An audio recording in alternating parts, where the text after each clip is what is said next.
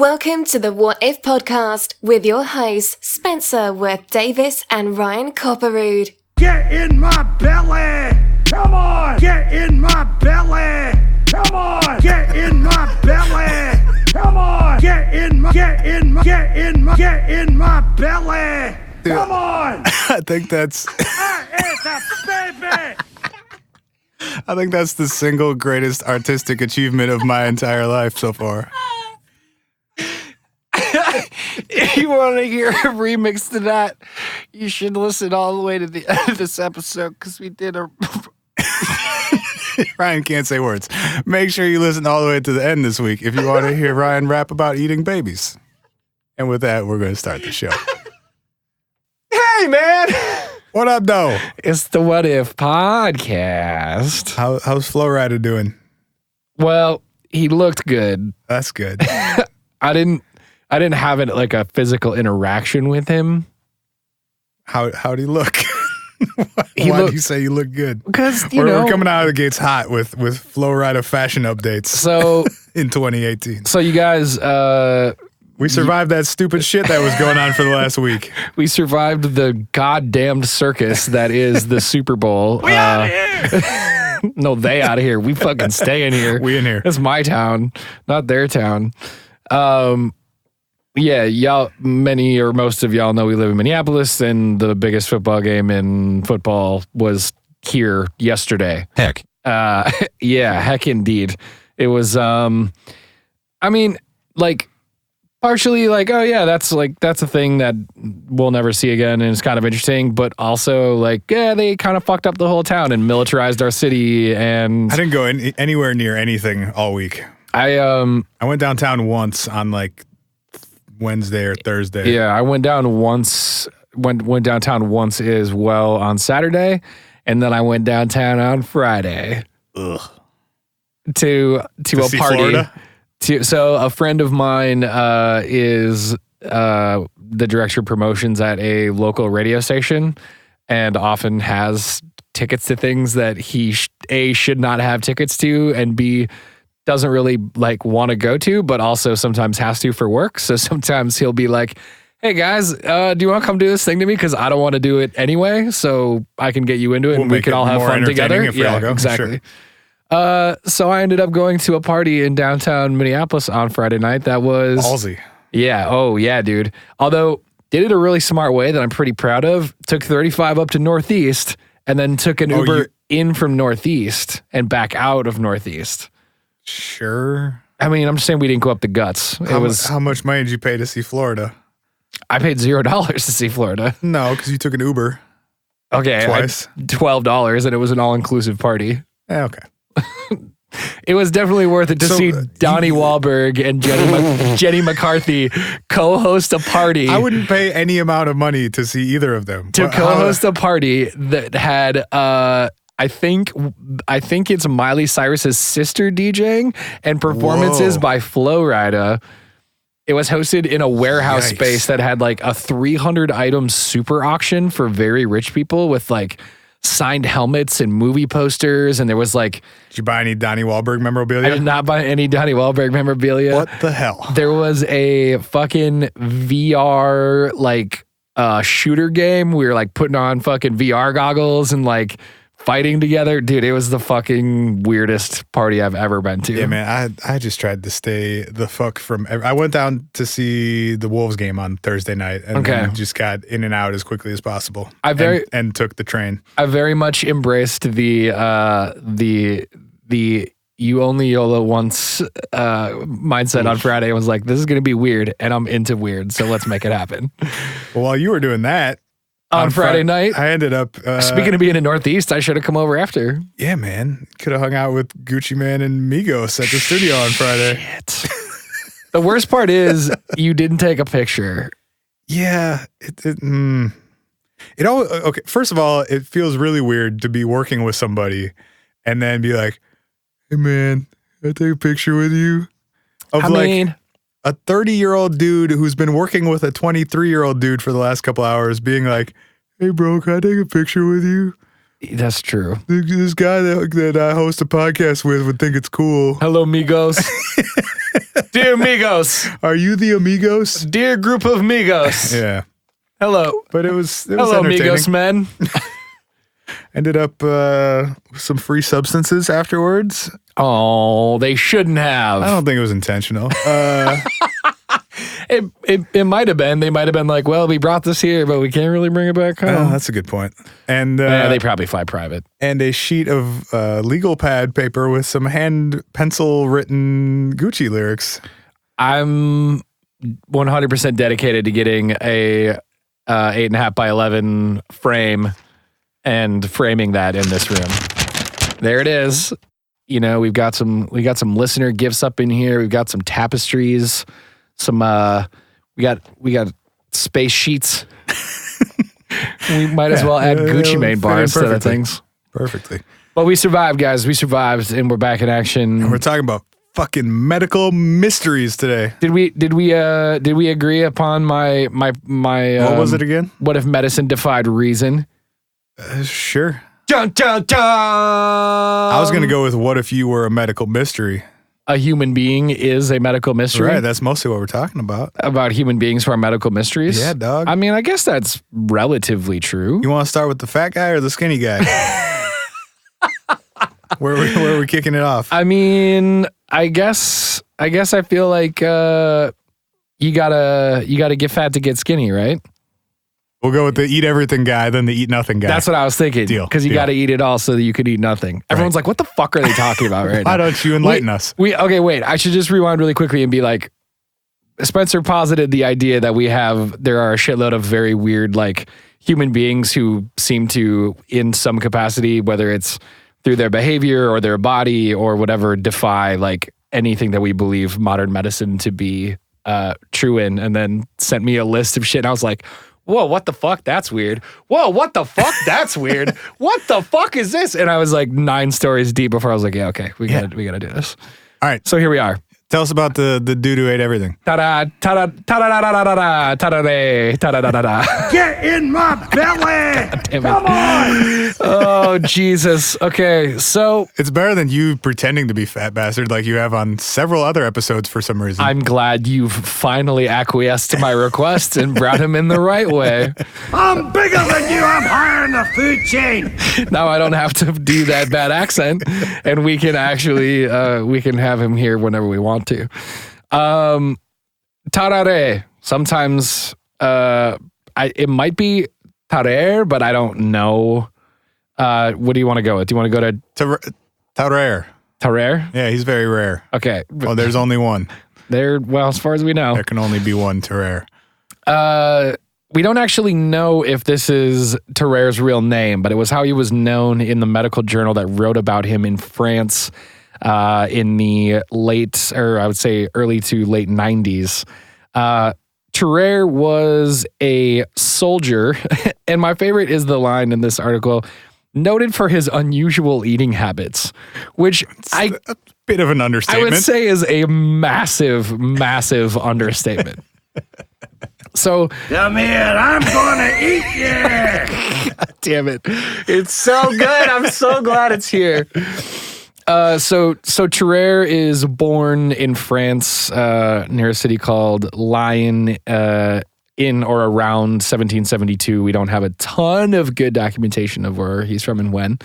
But we know that he existed, and that he existed around that time.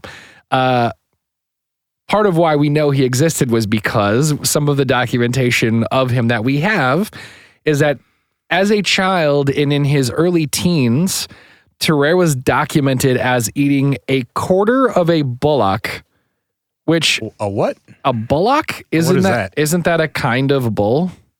I don't know. Or I mean a cattle, a cattle? a cow. It's another term for a steer. So yes, you're Okay. mostly correct. Hey, nice. We all eat cows. We That's learned- not much of an accomplishment. We learned something from our cattle mutilations episode about how to the difference between male and female cows, as you put it. was it Allie who hit us up about growing up on a farm or something like that and helped us understand cow life? You dumb fucks. You bunch of idiots. So he ate a cow. No, he ate Not impressed so No, far. he ate a quarter of a cow in a single day that weighed as much as he did. That's a little more impressive. Yeah. Eating your own body weight in a day is pretty strong move. The strange part though was this was not some man versus food challenge where you got a free t-shirt out of it He was because just he hungry? ate that. He was just hungry and would sometimes do this Oh, that would suck. like regularly because he was so hungry. Somehow his body could take in. Yeah, how would you possibly process that? I don't and even not know. Die? I don't even know. I At legitimately one don't point, know. did he actually weigh twice what? Like, where does it go? I don't Are you don't just know. constantly shitting? I mean, maybe you might be like ramming food through your system so quickly that you gotta keep it going in and out. Ugh. But long story short, his appetite was so unique and strange that he was so hungry so consistently. His parents had to like disown him. Because they couldn't afford to feed They him? couldn't feed him anymore. They were like, dude, you gotta go Yikes. figure it out. Yikes. So he joins up with a band of miscreants, like thieves and Yeah, prostitutes. I mean, you got to be stealing. Yeah, begging, stealing. So what would happen if he didn't eat constantly? He just had this like The only thing I insatiable could desire to be eating. that was all I could figure out. There wasn't like a physical negative consequence if No, if he it didn't. wasn't like his body required that much food to Is it like what- carry on, but it was that what's he the- was so insanely hungry that he would eat vast amounts of food to the point where he would eat like anything, like non-food things? like definitely non-food things. What's the there's a syndrome, Prader-Willi syndrome. Prader-Willi syndrome. Yeah, I think that has. Please hold. Yeah, okay. Beginning in childhood, affected individuals develop an insatiable appetite, which leads to chronic overeating and obesity. Was it related to that at all? Did you come across anything about that? As far as I could see, an extreme form of that. no, because as far as I could find, he wasn't like insanely obese from the amount that he ate. Like he was of average build, height. He didn't just like lay around all day and eat bread and cheese and turn into a 400-pound monster. He could like somehow continue to eat vast amounts of food and not have it affect his body shape. Because if you're absorbing that stuff too, you'd think you would overload on like every substance in your body. Like What do you all mean? Vitamins and minerals and all that stuff. You would think it would just be like, how are you possibly processing all of that? Well, for the most part, as far as I've been able to Like tell, your if liver we, and stuff has to process all those nutrients, and yeah, but if it those physically has to go somewhere. You're shitting out 300 pounds of food in a day, or whatever you said. I mean, early teen, so they said 150. But I mean, I What? thought of that like that maybe it was, like a hind quarter of a cow that was 70 pounds, but he didn't eat the bones. So like, maybe it was like still, but like even You if it's take like a 40-pound shit? 30 pounds of meat. Yeah, I don't know. Yeah, that's insane. What? I don't know. Just So- logistically doesn't seem possible. No, I completely agree with you, but like this How- shit is so aggressively documented. It's crazy. Okay, that was my next question. Yeah. We're sure that this hasn't been grossly exaggerated. The pharmaceutical Baron Percy wrote a paper on his medical history in the Memoires sur la polyphagie. Oh, the memoir of the Polyphagie. Yeah, nailed it. Okay, Boom. I've read that. But this guy's capacity to consume was so great that he started using it as like a street performer and would entertain people It's for reasonable. money to buy more food and would eat things. Actually, not a bad system. Well, yeah, except it is because he started eating corks and stones and small live animals. And in one of his main tricks, swallowing an entire basket of apples, Basket whole, included? one at a time. Wait. What So he also that can't get through your throat. So You put a whole apple in it wouldn't even fit in your mouth. that's What? generally what Was he I a snake? thought too. Are we discussing a snake and not a man? Is that possible? No, although strangely, one of the things documented was that he expressed a general love of snake meat and ate snake meat whenever he could. That's Check this out. how often. Jesus Christ, this is weird. When he had not eaten, his skin would hang so loosely he could wrap a fold of skin from his abdomen nearly around his waist. So he would. And after consuming, his abdomen would distend like a gigantic balloon. So he's a snake. The skin of his cheeks was wrinkled. He's shedding and he swells up when he eats something. He's definitely a snake. Kind of. The skin of his cheeks was wrinkled and hung loosely, and when stretched out, he could hold up to 12 eggs in his mouth. What the fuck? Right? There's also a rabbit. Yes. Okay. Yes. Yes. Don't mind me. Question mark? Just trying to make sense of this thing that makes no sense. No, I get it. I get it. So remind me, how old was he when all this stuff was happening? Well, Like, did this guy live a long time? no, he did not live a long time. Okay. Which we can get to in a second. Because I'll tell you what, guys, hang on to your butts. It gets weirder from here. It's going off the rails in a second. Okay. So, So he's street performing and swallowing whole apples. yep. And live animals? Live animals. Okay. He joins the French Revolutionary Army and starts eating military rations, which, as you can imagine, were not enough to suffice a guy who was eating 12 apples at a time. He moved up to eating tanks. Hey, bro, let me borrow your tank right quick. Just finding the largest items he can. It was the 1700s. I don't think tanks were around at that time. But, you know, he tried to basically, like, he would trade favors with people, like do their work for them so that he could have their meals instead. He was like doing tasks to try to get food. Yes. I don't even want to read it. It's so bad. It's a baby! Is it that bad? Sure is. Fuck. Sure is. Heck. So I guess Just read it. I don't- Just literally read what you're looking at. okay, so Whatever you wrote in your notes, just read it out loud. he starts to eat weirder stuff, which included at one point being presented with a live cat, and he was so hungry he shredded into the cat and ate it. Get in my belly! Yup. Come on! Yep. What the hell? Who's off? I mean, I got to imagine, like, if you What year was this? 1770, I probably didn't have animal ish. cruelty laws. I No, guess. and I think, you know, you're in the French Revolutionary War, and you've got this like insane. People are just eating cats left and right. No, I'm saying like you've got this insane random street performer skill. I'm saying you're in the French Revolutionary War. You probably like you don't have a whole lot to do with your time, and if you're really hungry, I bet your buddies are like, "Hey man, eat this shit," and he'd be like, "All right, deal, I'm done," and he would just You don't eat draw random shit. the line at currently living things, though? That's a little extreme. I mean, I would, Good. but Glad to hear it. you know.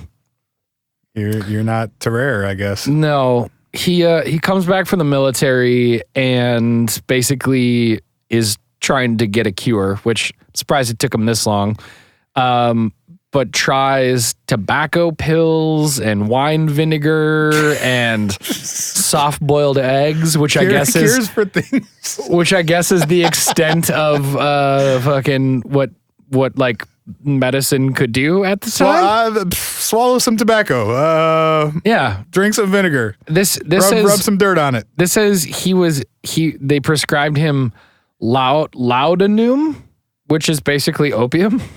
Okay. So, you know, like Yeah. you can't eat if you're fucking high and lounging around in the hospital, bro. I mean, we still basically do that. I guess that's kind of Still true. giving people opiates for almost everything. Yeah. He, This is the worst. yeah, dude. I'll wrap it up here. Okay. Long story short, he is in the hospital trying to get cured of his insane appetite disorder.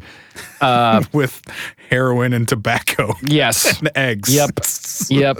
At some point after eating things in the streets, including out of like rubbish heaps and outside of butcher shops, he somehow gets accused of eating a toddler.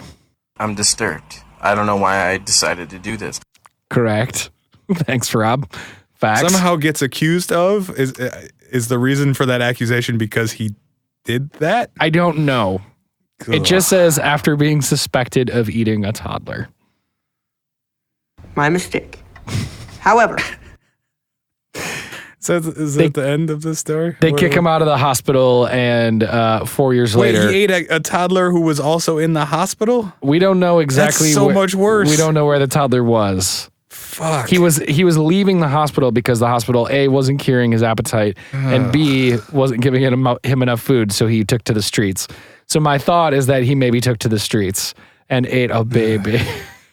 Jesus Christ. Let's hope he didn't. 4 years later, they find him in Versailles, suffering from severe tuberculosis and a lengthy bout of exudative diarrhea. Yeah. Yes. Yeah. Yep. That I don't know how tuberculosis is related, but I would imagine that you would be constantly shitting. Yeah. Exudative diarrhea is often from E. coli and other forms of food poisoning. Well, if you're eating live things and trash. Right. Probably got a whole bunch of... Oh, hi. Thanks for checking in. I'm still a piece of garbage. Literally a Doesn't human matter. piece of garbage. Get in. Yes. Wait, hold on. Oh, hi. Thanks for checking in. I'm still a piece of garbage. I'm bigger than you and I'm higher in the food chain. Get in my belly. There we go. Come on. Come here. I'm going to eat you. Fuck this story. All right. Oh, man. Let's talk about the dude who didn't eat anything. Terrer, wait. There's more to this? No. I just want to say that the doctors wanted to do an autopsy on him because they wanted to figure out Oh, that makes sense. what was happening. And He was full of demons, turns out. well, He needed more heroin to rid him of demons. true. No, but they did say that his gullet was found to be abnormally wide, Oh, great. Mm-hmm. which Really cool insight, guys. well, right. His stomach was big. It was bigger than the usual stomach. Well, his gullet is like his mouth and his his jaw. mouth was big too. So when he opened up his jaw, they said that they could see a canal directly down into his stomach. Fuck that. What Snake. happened? What happened to that guy? Turned into a snake. He went home. I guess He was a reptilian He the whole died? time. it's a reptilian. The very last detail. Apparently, he ate a gold fork once, and nobody ever found it, and they don't know where the gold fork went. That's the least disturbing part of this whole thing. Which But end did that he put in means- first, That though? means that's a good question. Pointy end or the round end? I feel like you put the round end first, right? Well, I feel like most people would do a lot of things that he That didn't this do. guy didn't Yeah. do. I mean, yeah, dude, they never found the fork. So he either digested it fully or passed a fork. Well, I mean, when you're shitting out 50 pounds of diarrhea a day, you might miss a fork or two. I doubt anyone was checking thoroughly. Hey, look! You know, I think No one's combing through his feasts every day. he's too busy for that. Fucking hate this story. He's too busy for that. Can we be done with this? We definitely can. We definitely can. I don't know what's going on with the time over there. Yeah, but, what is happening? I mean, I don't know. Are we actually recording? I don't know. I hope so. We should It'd check. be more fun if we are. We should check. Okay, we'll take a quick break. Okay. We'll come back and talk about a guy who didn't eat for a year. Yeah, which will be much more fun than what we just talked Or maybe about. we'll start over. Let's see.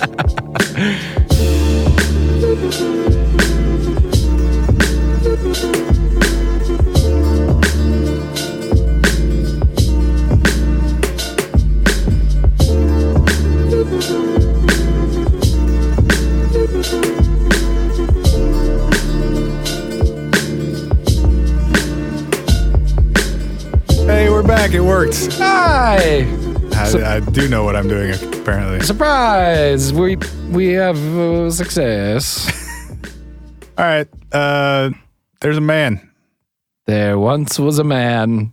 who went 382 days without eating any food. He holds the Guinness Book of World Records for the longest fast in the history of mankind. It was 1965, and an extremely obese 27-year-old male who weighed 456 pounds fasted for just over a year under medical supervision, and he lost 276 pounds, meaning he went from 456 to 180 in just over a year. It's like a pound a day. Not quite. Ish. Not quite. It's 382 days, 3/4 276 pounds. 3/4 of a pound a day. Not quite. You're getting closer though. I'm roughing it here, okay? He was given potassium tablets and a multivitamin every day, and then as much water as he needed. But he consumed 0 calories for 382 days. That's mind-blowing that your body can do that. So, Some Yeah. people have to die doing that, right? Like that can't be the don't worry about it. So this was a part of a study to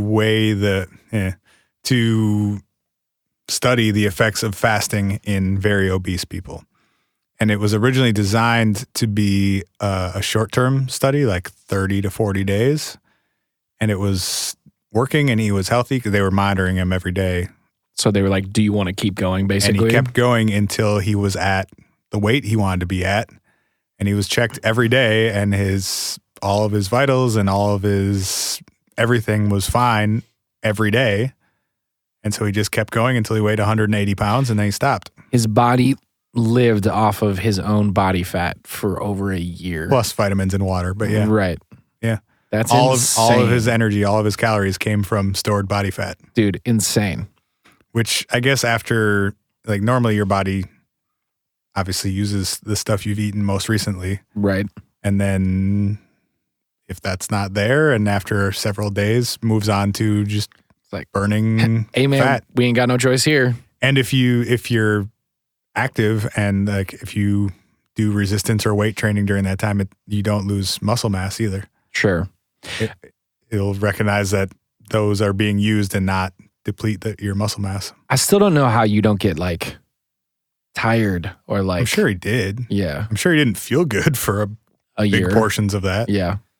But I guess if you don't feel very good at 456 pounds probably either. That's true. And if you're doing it under medical supervision in an effort to basically turn your life around and change your life. But to answer your question, other people have tried long-term fasting, and at least 5 have died. Okay. Yeah. So I'm assuming those were everyone. not under constant medical supervision, though. Yeah. Yeah.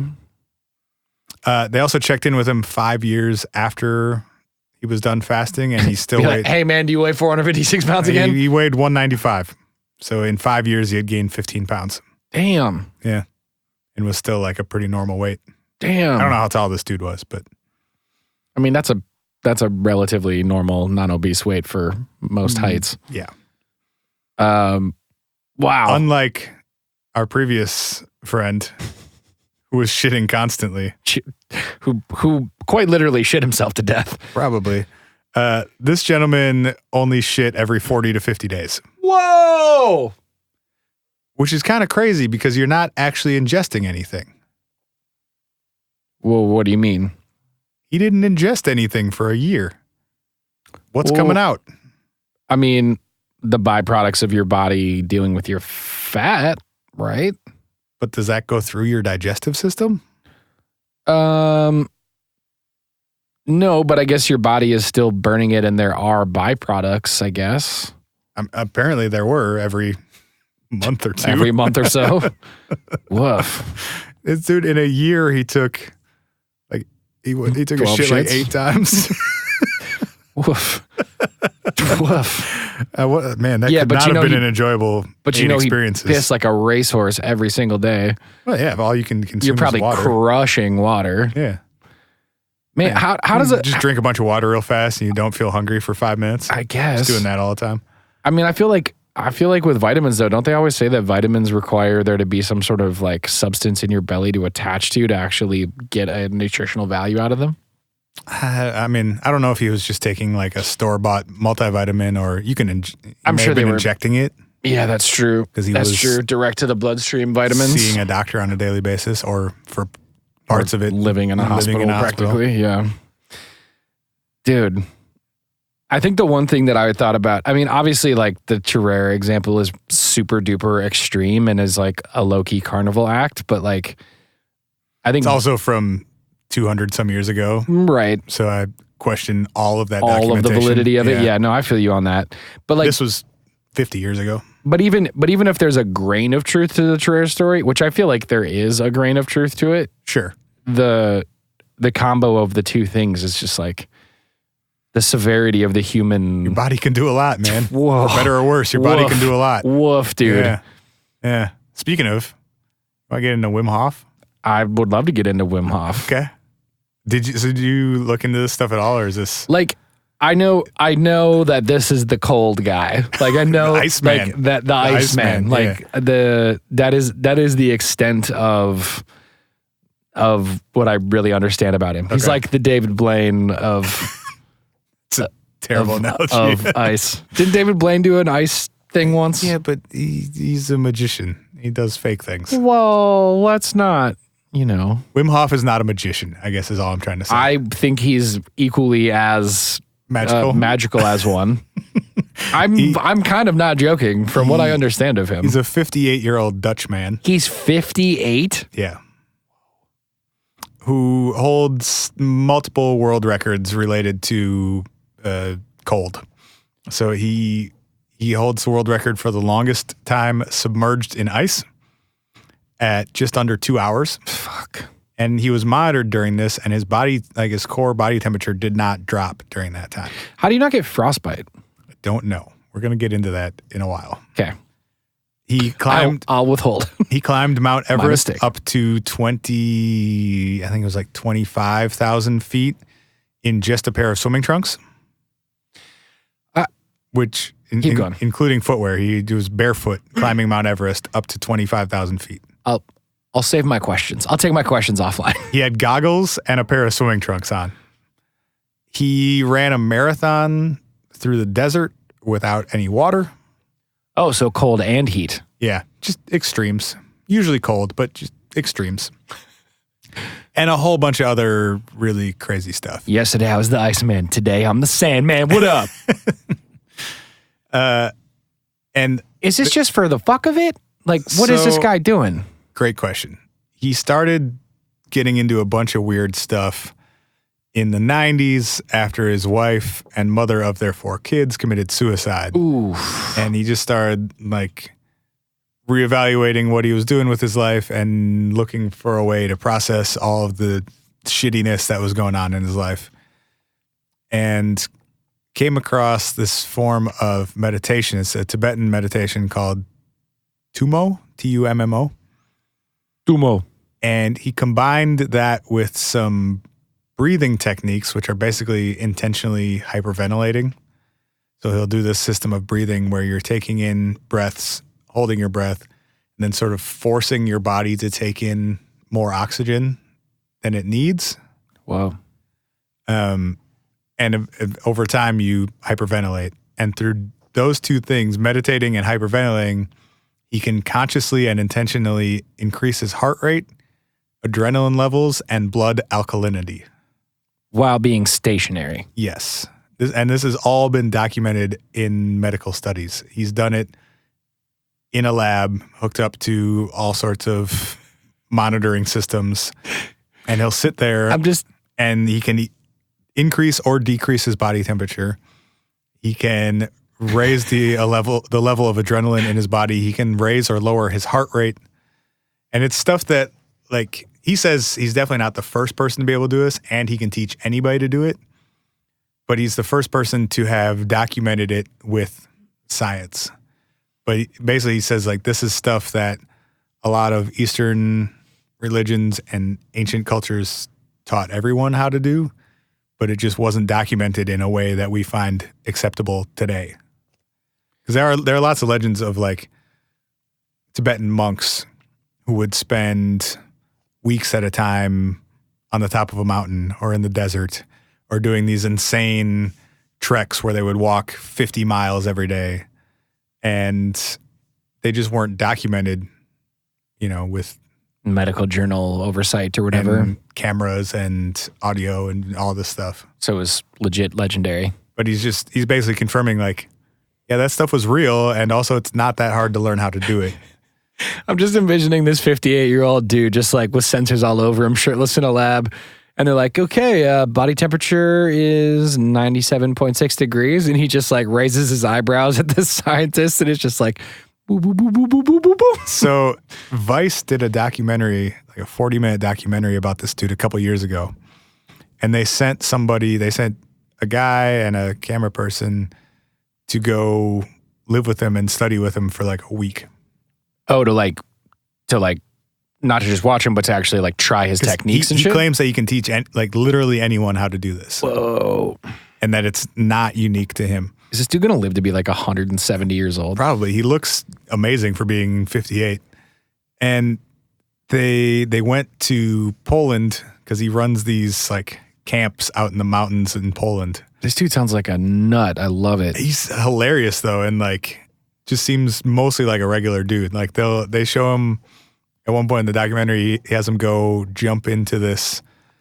It's like a pool at the bottom of a waterfall, and it's the middle of winter. They're in December in like northern Poland, and the water is actually below freezing, but it's moving constantly, so it doesn't Never freeze. freezes. Yeah. How do you not die instantly? Like, how does your body not just straight go into shock? And they spend a few minutes in there, and then they go back in the house, and he starts pouring shots for people, and they go like hang out in the sauna, and they're Oh my down in God. vodka in the sauna and stuff. Yes. And he's like sitting by the fireplace, shirtless, playing his guitar, and just acting like a doofus. So they sent this dude out there to study with him for a week, and then they were going to climb this 1,600 meter mountain, the Snezka, on the Polish and Czech Republic border. Okay. So you're just going to see like if he could handle it basically? Yeah. So he's saying like, you train with me for a week, and then you in a pair of fucking hoop shorts can climb this 5,000 foot tall mountain in the middle of December. And so the documentary follows like from when they show up, they meet him in Amsterdam and then go out to this mountain in Poland, to when they actually hike up this mountain. And he's like, I got to teach your camera person too, because she's coming with us and she'll die if she doesn't know how to do this stuff. So he spends a week training the two of them, and they do it. They climb, and like the footage is insane because they're 5,000 feet up on a mountain that everything is covered in snow. Right. And he's got like running shorts and a backpack on. And he's up there like goofing around and doing handstands on top of the mountain and yoga poses and shit. And they're all laughing about it. Because his internal body temperature is not actually decreasing. It's 98.6, yeah. What in the goddamn fuck? So basically they interview some of the doctors that that have like met with him and run tests on him and stuff. And yeah. they're all confirming like, yeah, this is what we saw. And yes, he's done it many times. And they did the same studies on 12 people that have studied with him. And been able to and recreate they've all it. been able to do the same thing like 100% of the time in just sitting. Like dude can just sit in a chair in a lab somewhere and change his breathing structure and shit. Change the amount of adrenaline in his system, which is not supposed to be a thing you can control. Right. It's an automatic reactionary process of the body. And he can just be like, oh, I need more adrenaline because I'm cold. Bruh. Or I need to speed up my heart rate because I'm cold. Or I need to slow down my body processes because I'm too hot. And he'll do like some of the stuff. He does these underwater. He'll go out to like a frozen lake and cut a hole in it and put a stake into the ice and tie a rope around himself and just go swimming around under the lake. What a in a pair of fucking shorts. nut. And he said the first time he did it, after about 35 meters, he went blind because his retinas froze. Holy shit, bud. So He's under the ice in some lake in Poland. Tied. Oh, I'm blind. Oh, God. I played with it too much. Oh, I got cocky. And so he had to, he had to find his way back out blind. And then once his retina's thawed out, he could see again. Dude literally froze his eyeballs underneath the lake. Yeah. And whenever he's describing it, like he thinks this shit is hilarious. Like, yeah, I went blind under a lake. I couldn't see. Another shot. Fucking nut bar. Jesus Christ. Oh, he also he never gets sick, and he believes he can cure lots of diseases the same way, because releasing adrenaline also suppresses your immune system. And so that sounds like it would be a bad thing, though. Yeah, except a lot of things that your immune system, this is all according to Wim Hof. That's the worst name I ever heard. He says something to the extent of like, the things that your immune system reacts to aren't necessarily always harmful. Okay. But the process of reacting to them then has other symptoms, like fever and feeling bad and things like that. Those are immune responses that create those symptoms. Yeah. Whereas the actual whatever they're responding to might not actually be harmful. Sure. It's the whole attacking, like your immune system attacks more than just the bad cells to get rid of all the cells that are bad. And so it's not like shutting your immune system off, but you can suppress some of that reaction so that you don't get the symptomatic side of it and your body can just handle it without all the other negative shit. The fuck? So one of the things they did to him when he was being studied is they have some, I don't remember what it's called, but the doctors inject him with something that mimics like a pathogen that your immune system would react to. So it's not actually harmful. Dosed him. It's not actually harmful to you, but it will elicit this immune response in people. And so usually within a few minutes, people start running a fever, they start sweating, they have a headache, they're nauseous. Oh, that's fucked up. Yeah, and then it goes away within like another few minutes or something. And he was able to he had no response to it. Whoa. They told me they were going to do it, and he consciously suppressed his immune system to not react to it.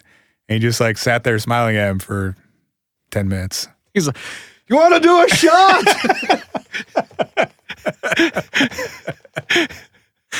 Yeah, dude, I feel fucking fine.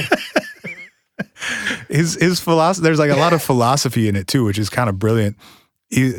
At the end of this Vice documentary, they're asking him what are you doing, man? What are you doing, bud?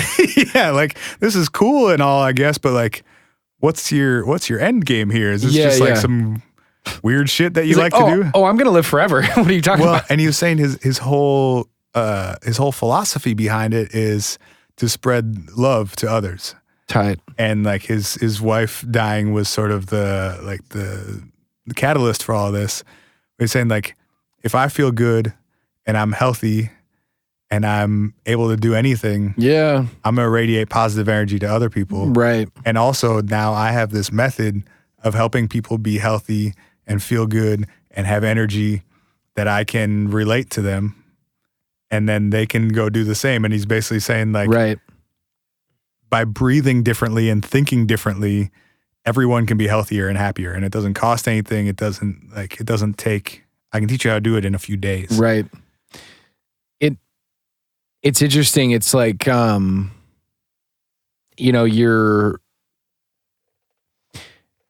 talk a lot about balance, in I guess in life and in health, and everything is a balancing act in a lot of ways. Yeah.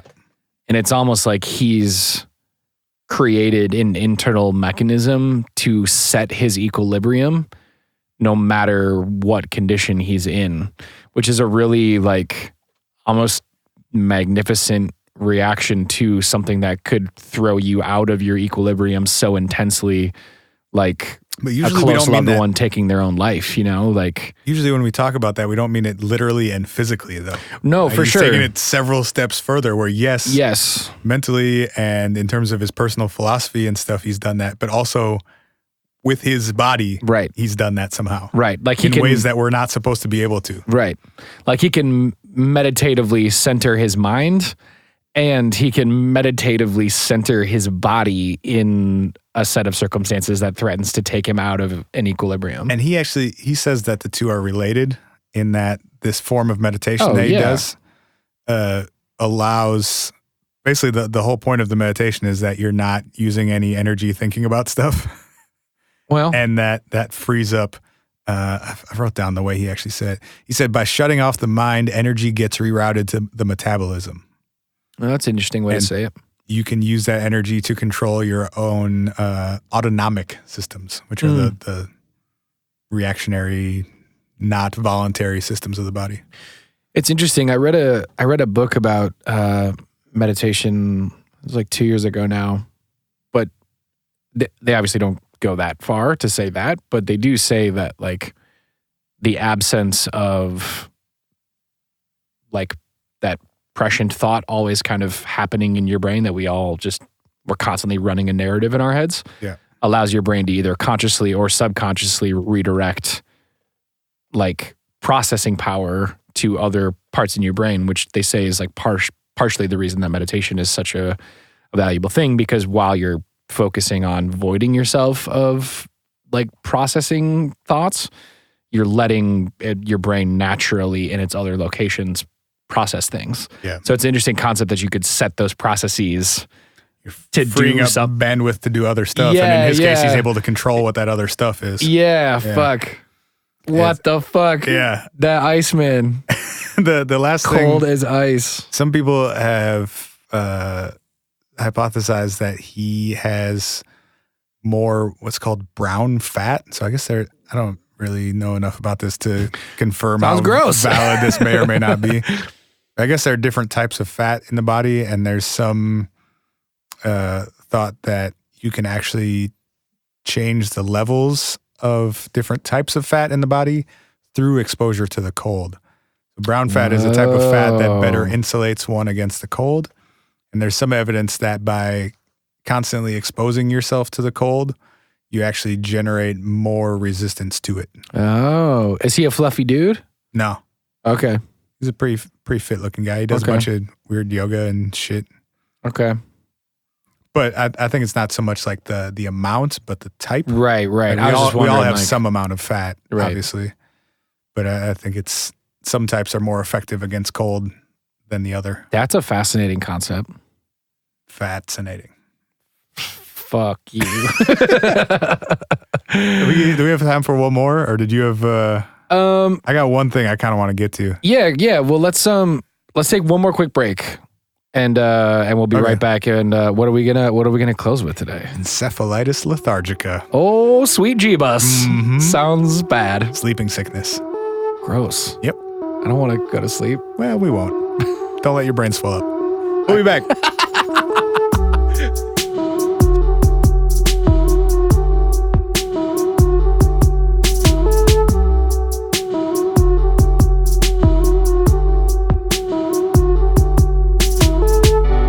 Hello, I'm back with me bad impressions. Yeah.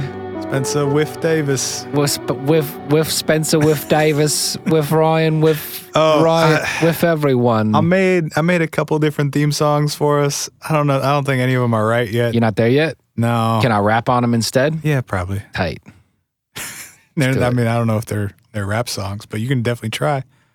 Hey, I'll try. You've rapped over stupider shit right here on this show. Sure enough. We have been hoodwinked.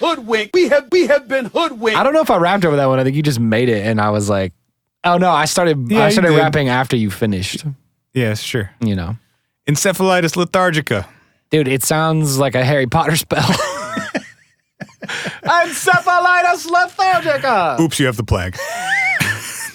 Dude, that'd be the dickest spell That's ever, how man. you give somebody the plague at Hogwarts.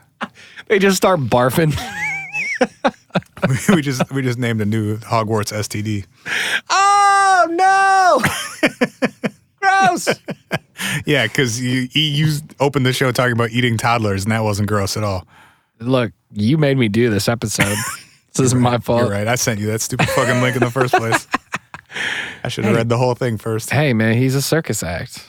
It's a rare form of encephalitis, which is an inflammation of the brain. Ugh. That's why I told you not to let your brain swell. We have ghosts.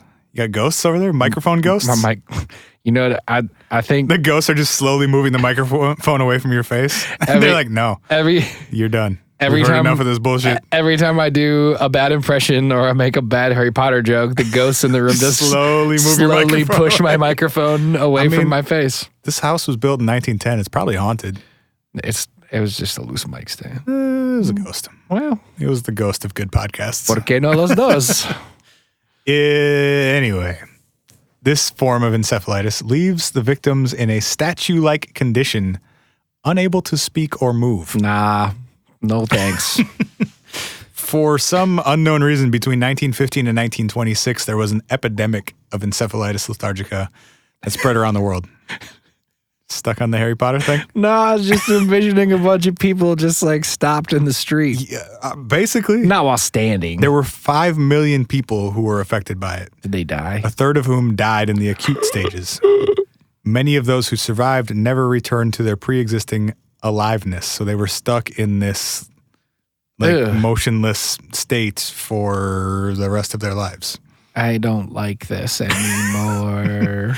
Oliver Sacks wrote a book about it called Awakenings, which was also made into More like a sleepinings, bro. We're getting there, dude. Okay.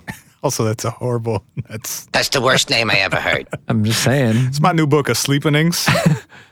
I'm sleep. Gucci. It's Gucci. The causes were. Oh no, Oliver Sacks. Well, I didn't finish that because you started talking about sleepinings. My B. He started studying this stuff in 1969, and he was a neurologist working at a hospital. That it's the sex number, bro. I said nice. I'm sorry. It took me a second. I'm sorry. Keep going. Fuck. We out here. He was working at a hospital at which there were a few patients who had contracted encephalitis lethargica in the 20s. And in 1969, we're still in a like vegetative state. For 40 years. Mm-hmm. Where was this? I don't know. Was it in the States? Yes. Okay. And he decided or somehow came to the conclusion that this drug called L-Dopa, L-D-O-P-A. L-Dopeness. L-Dopa, which is now commonly used to treat people with Parkinson's, Oh, interesting. might be able to help some patients with encephalitis lethargica. Okay. So he decided to give some of he actually rounded up 80 some patients from a bunch of U.S. hospitals who had encephalitis lethargica and did this study with them in the drug L-Dopa. Can I just ask one quick question? Sure.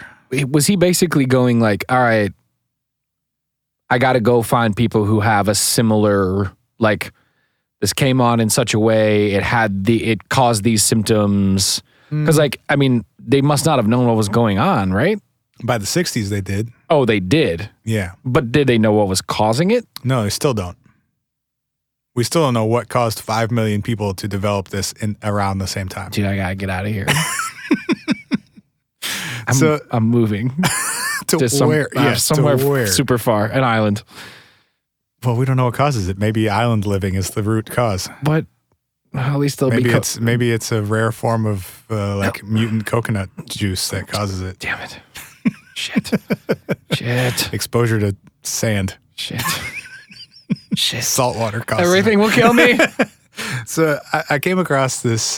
He did an interview in the late 90s about his time at this hospital and when he decided to do this study. So I pulled a little bit of audio from it. So I hesitated, and I hesitated for 2 years.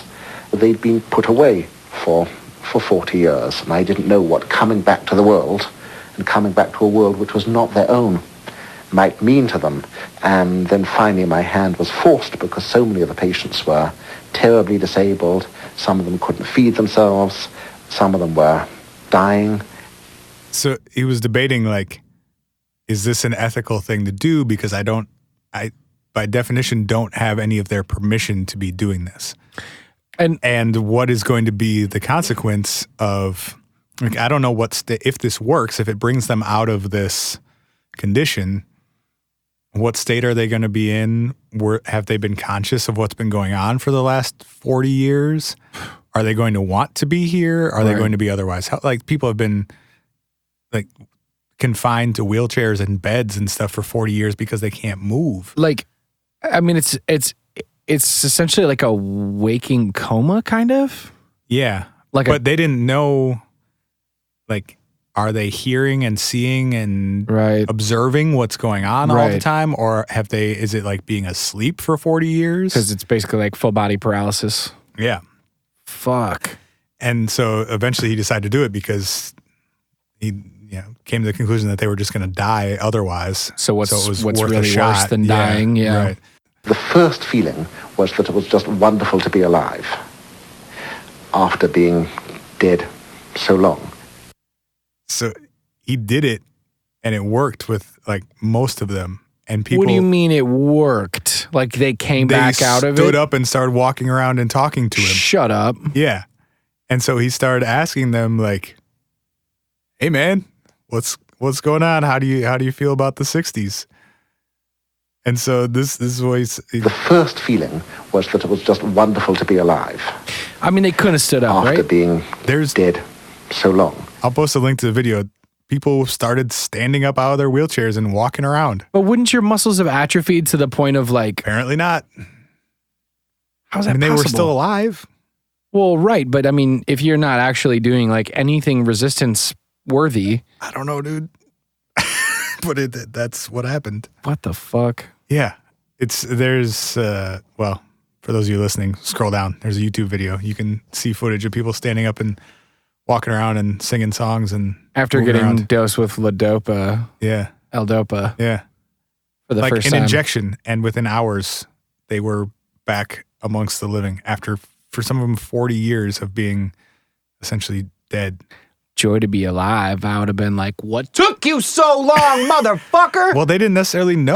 That was the crazy part. No, I know, but I'm just saying he was like, I had a suspicion for a while, but I didn't know what I should do with it. Well, it was only 2 years for him. All right, that's fair. When she came to 1969, she kept talking about 1926 and talking about Gershwin and others who were current then.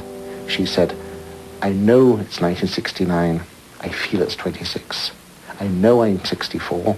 I feel I'm 21. She said, I've been a spectator for the last 43 years.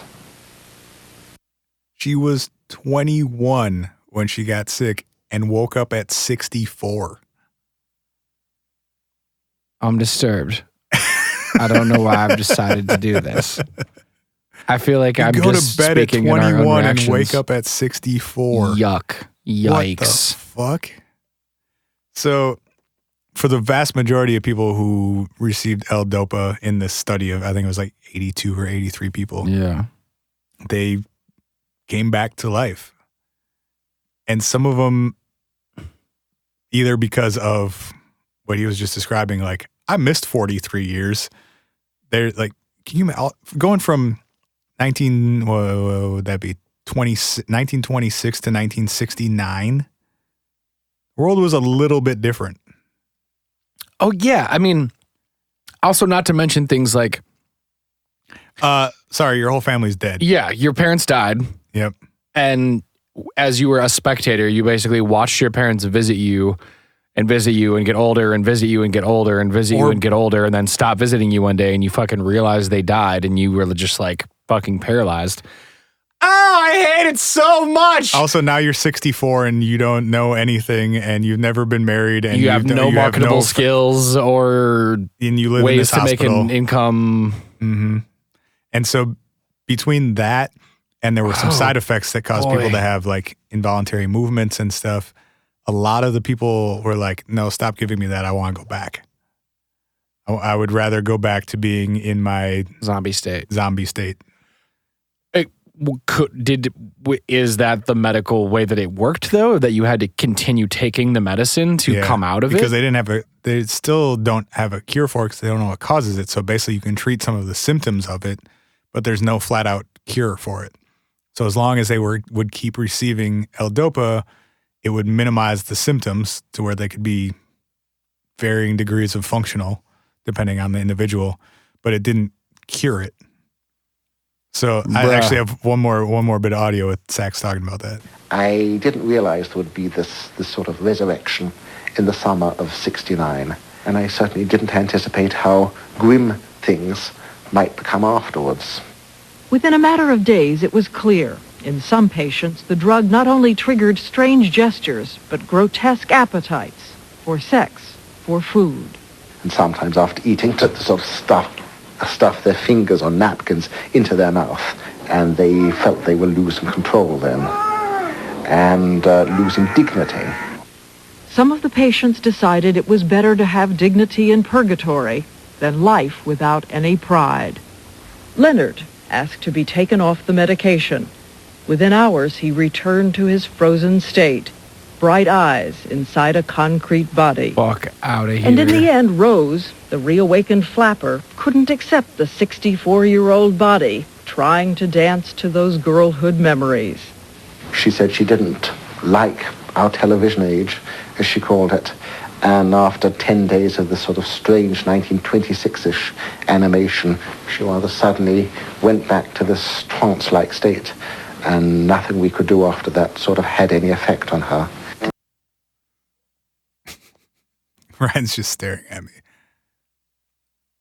The crazier part is the second woman that he was describing, who just, like, they didn't even stop giving her the drug. She was just like, no, I'm leaving. Goodbye. Yeah. And you guys can't bring me back. I don't like your television age. What the fuck? Mm-hmm. There's actually a way less disturbing movie based on this story called Awakening, starring Robin Williams and Robert De Niro. Really? Where Robin Williams is the doctor that cures people, and Robert De Niro is one of his patients who comes to life and is good-looking, witty, charming Robert De Niro, and they go on some weird buddy adventures together. And they make out. Basically. Cool. Yeah. Would watch. Mm-hmm. Weird. Yeah. So if you want a less horrifying version of that story, you can watch Awakenings. Weird. Yeah. The weirdest part is that nobody knows still in 2018 what causes it and why there were suddenly 5 million cases of it and now it's super rare. What was the whole, I saw something about, like, you sent me one article about it and I did not know any of the shit you just told me, but I saw something about like streptococcus bacteria or something. What about it? That some people... Strep throat causes you to miss 43 years? Well, no, that somebody was saying that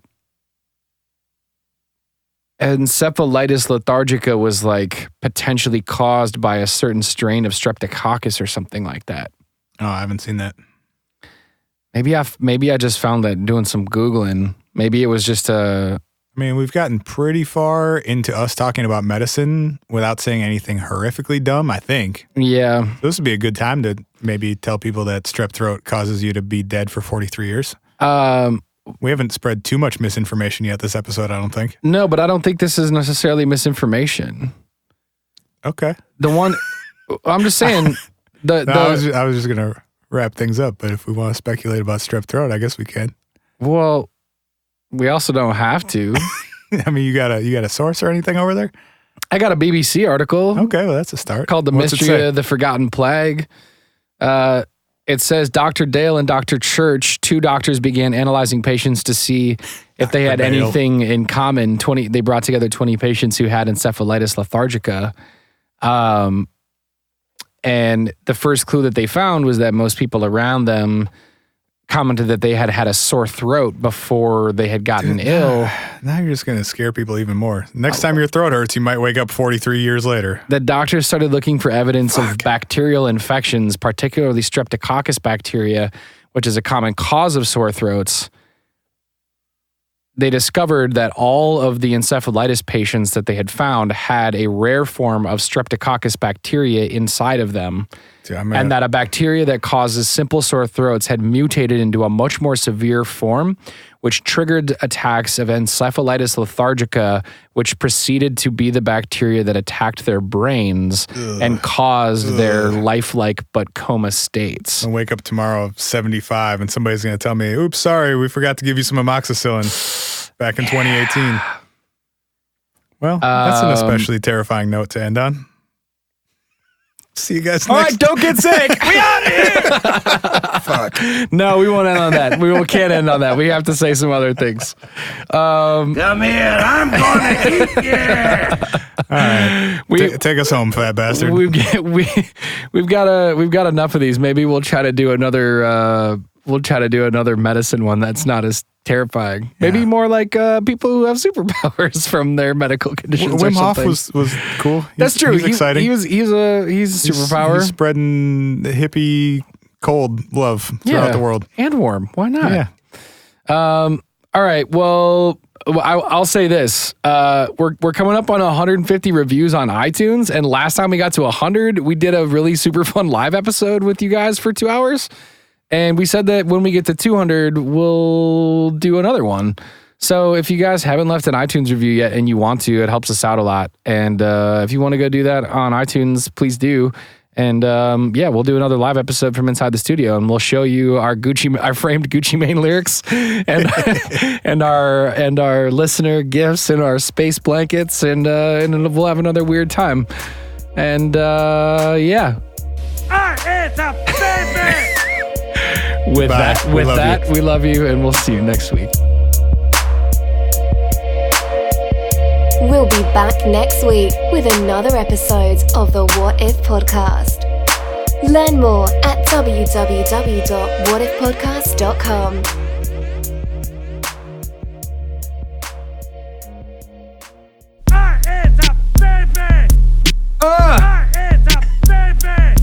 I said I ate a baby. Yes, I really did. I think it was a baby, but maybe it was a kid. I don't know, a toddler or something. But now that I ate it, my tummy's bumping. It's kind of grumbling and being weird. I don't know, I don't think that I should be here. There's too much baby in my tummy. I'm feeling weird, now my face is getting nummy.